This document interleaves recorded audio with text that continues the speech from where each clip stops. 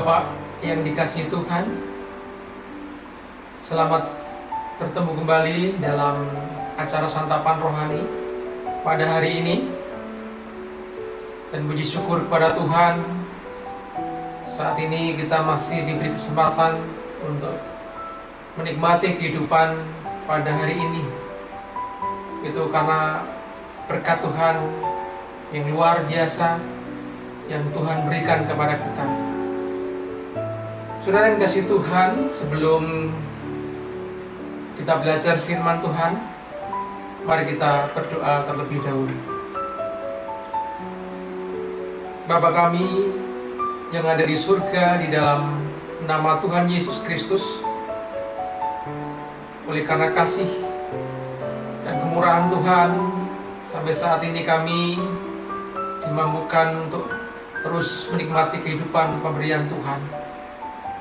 Kami mengucap syukur untuk hari yang baru Tuhan berikan kepada kami. Sebelum kami melanjutkan kehidupan kami, Bapa, melakukan segala aktivitas kami, dan kami mulai dengan belajar firman-Mu.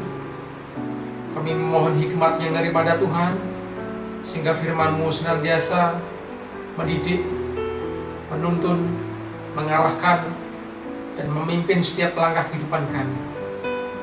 Kami serahkan sepenuhnya kepadamu, Roh Tuhan yang memimpin kami, sehingga kami boleh berpengertian akan apa yang menjadi kehendak Tuhan. Di dalam nama Tuhan Yesus, kami menyerahkan sepenuhnya. Haleluya, amin. Saudara yang dikasihi Tuhan, pada pagi hari ini kita akan belajar firman Tuhan yang saya beri tema pemeliharaan Tuhan, yang terambil dari kitab Perjanjian Lama, yaitu kitab Mazmur 105 ayat 12 sampai dengan 22. Mazmur 105 ayat 12 sampai dengan ayat yang ke-22. Demikian firman Tuhan. Ketika jumlah mereka tidak seberapa, sedikit saja, dan mereka orang-orang asing di sana, dan mengembara dari bangsa yang satu ke bangsa yang lain, dari kerajaan yang satu ke suku bangsa yang lain. Ia tidak membiarkan seorang pun memeras mereka. Raja-raja dihukumnya oleh karena mereka. Jangan mengusik orang-orang yang dikurapi, dan jangan berbuat jahat kepada nabi-nabiku. Ketika ia mendatangkan kelaparan ke atas negeri itu dan menghancurkan seluruh persediaan makanan, diutusnyalah seorang mendahului mereka, Yusuf, yang dijual menjadi budak. Mereka menghimpit kakinya dengan belenggu, lehernya masuk ke dalam besi, sampai saat firman-Nya sudah genap dan janji Tuhan membenarkannya. Raja menyuruh melepaskannya, penguasa bangsa-bangsa membebaskannya. Dijadikannya dia tuan atas istana dan kuasa atas segala harta kepunyaannya, untuk memberikan petunjuk kepada para pembesarnya sekehendak hatinya, dan mengajarkan hikmat kepada para tua-tuanya. Amin. Ibu bapak yang dikasihi Tuhan, kalau kita baca kitab Mazmur tadi, sebenarnya ini adalah menceritakan tentang perjalanan bangsa Israel, di mana bangsa Israel dimulai dari sebuah keluarga kecil.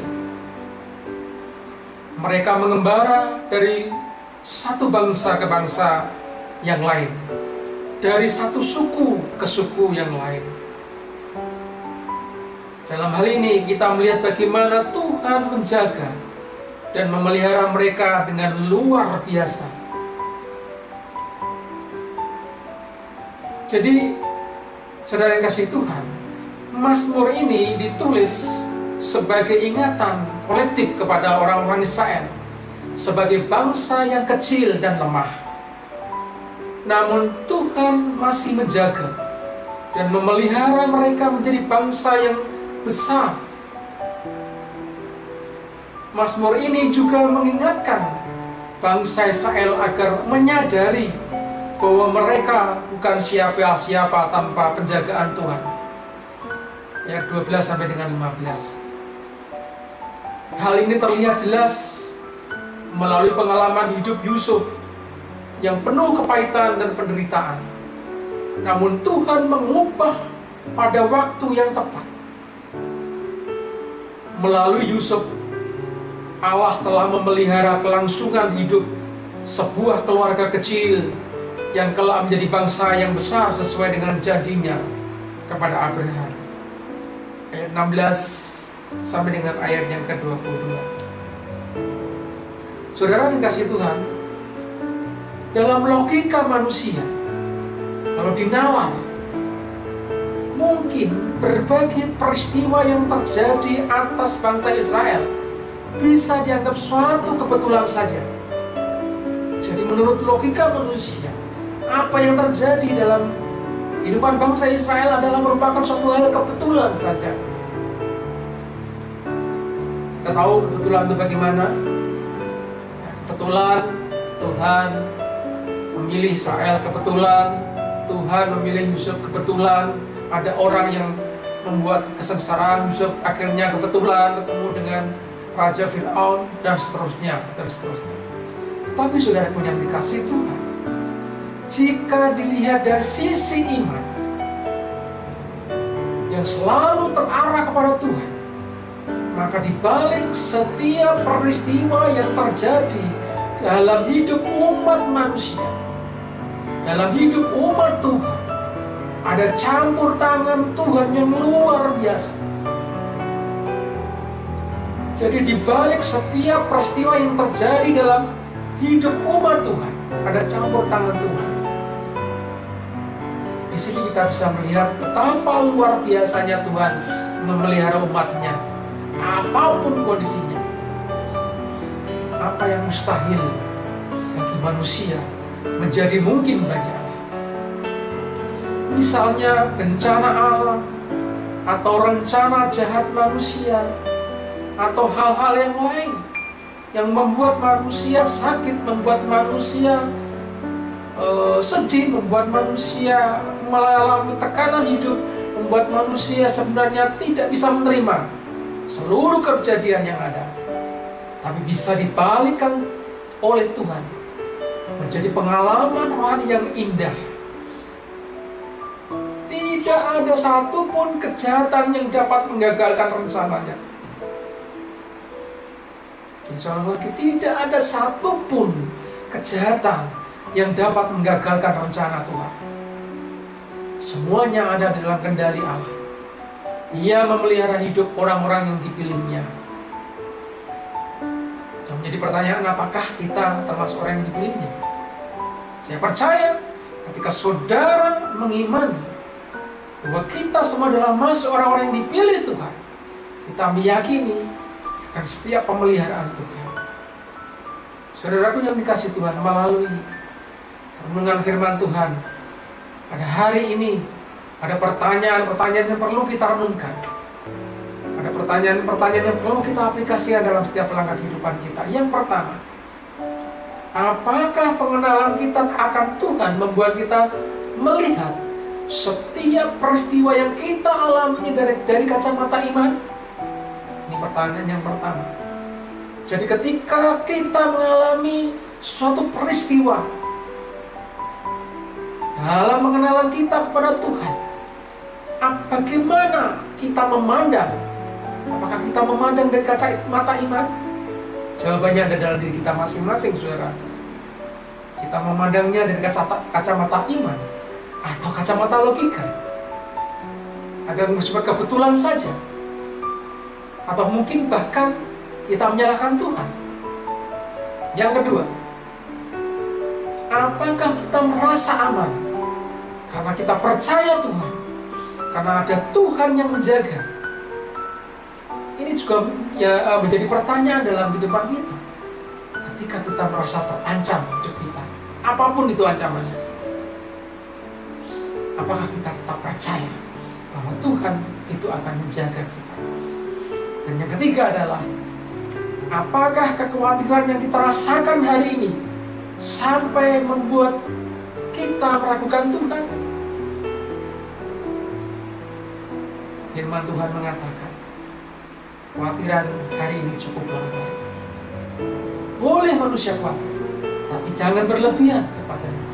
Karena kita punya Tuhan yang luar biasa. Kekhawatiran kita serahkan kepada Tuhan. Serahkanlah kekhawatiran kepada Tuhan, maka Tuhan yang bertindak. Saudaraku yang dikasihi Tuhan, ingatlah, Dia adalah Allah yang berkuasa dan setia. Ia sanggup menjaga dan memelihara hidup kita, memelihara hidup umat yang dikasihinya. Karena itu saudara dikasih Tuhan, jangan pernah ragu untuk mempercayakan hidup kita dalam pemeliharaan Tuhan. Tuhan kita adalah Tuhan yang ajaib, dan perlindungannya adalah penuh kasih di dalam setiap kehidupan. Percayakan terus hidup kita kepada Tuhan, maka Tuhan yang akan memelihara kehidupan kita. Haleluya. Amin. Mari kita berdoa. Kami bersyukur untuk firman-Mu. Biarlah setiap saat, setiap hari kami sungguh mempercayakan hidup ini hanya kepada-Mu. Kami meyakini pemeliharaan Tuhan yang ajaib dalam hidup ini, sehingga kehidupan kami tidak perlu khawatir. Ketika tekanan datang, ketika sakit penyakit datang, ketika persoalan datang dalam kehidupan ini, Yesus, Engkaulah jawaban. Yesus Tuhan, pada pagi hari ini kami berdoa untuk saudara-saudara kami yang sakit, untuk saudara-saudara kami yang berbeban berat, untuk saudara-saudara kami yang saat ini ada masalah, untuk saudara-saudara kami yang saat sekarang mengalami kondisi karena tekanan hidup, dalam nama Yesus kami serahkan kepada-Mu. Terima kasih untuk hari ini Bapa. Tuntun langkah kami kepada jalan-Mu, terangi setiap kehidupan kami, supaya kami senantiasa hidup damai sejahtera di dalam pemeliharaan dan campur tangan Tuhan. Kami serahkan hidup kami sepanjang hari ini dalam nama Tuhan Yesus Kristus. Haleluya. Amin.